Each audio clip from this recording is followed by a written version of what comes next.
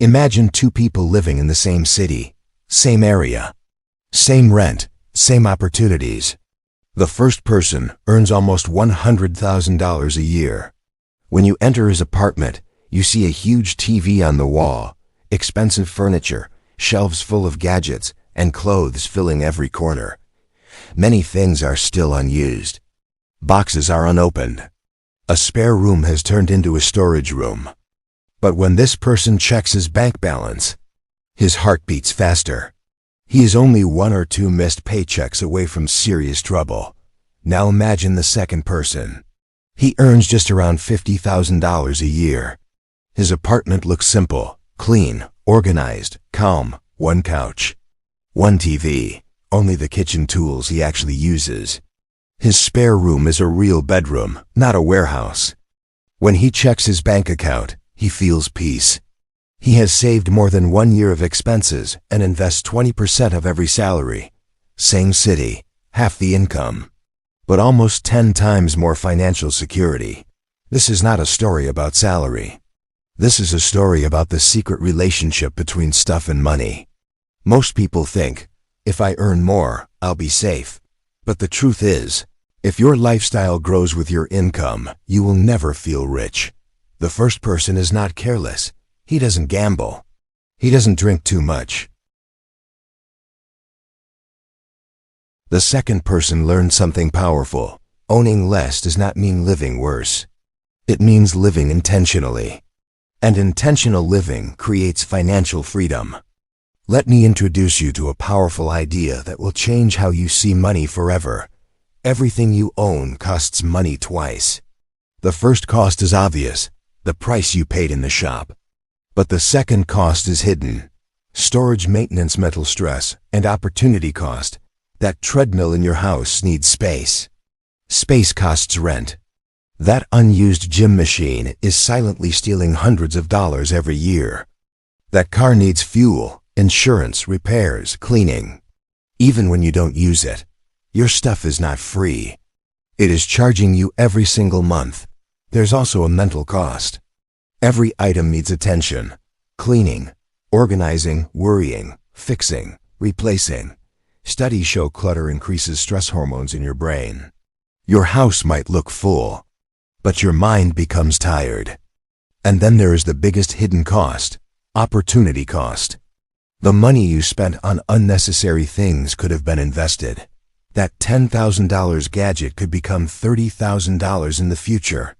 You didn't just buy an object. You bought it instead of your future freedom. Minimalist thinkers understand this. They don't hate nice things. They just calculate the true price. Which brings us to Rule 1. Before buying anything, calculate cost per use. Ask yourself, how many times will I really use this? If a jacket costs $200 and you wear it twice, that's $100 per wear. If another jacket costs $400 and you wear it 200 times, that's $2 per wear. Which one is smarter? This one rule kills impulse buying. A kitchen machine used twice a year is extremely expensive. A mattress used every night is cheap. Rule 2. The replacement test. Look at everything in your house and ask, if this disappeared today, would I buy it again?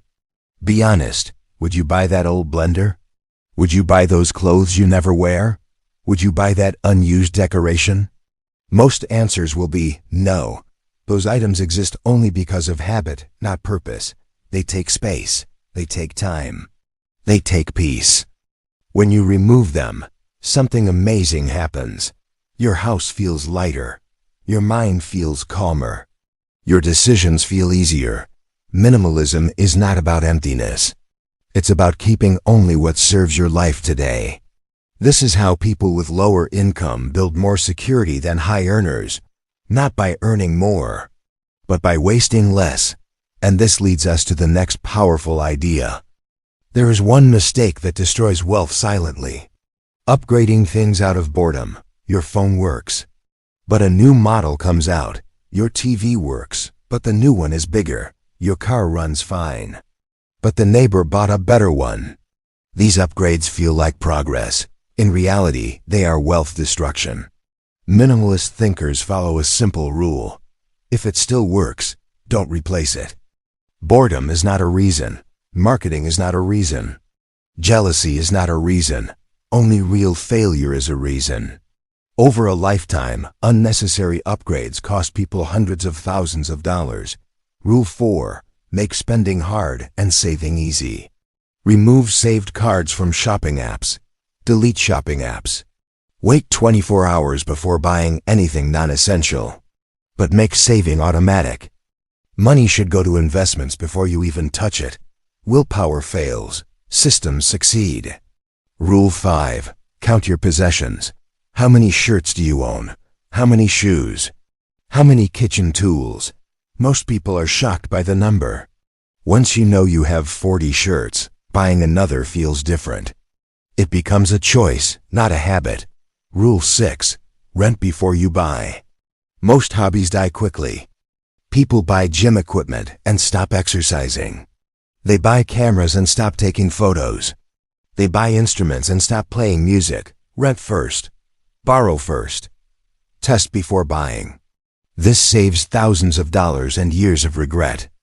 Rule 7. Understand lifestyle multiplication.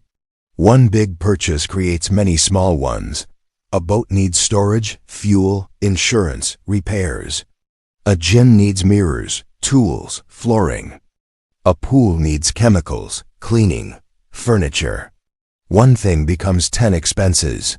Minimalists calculate the full cost before buying anything big. Rule 8.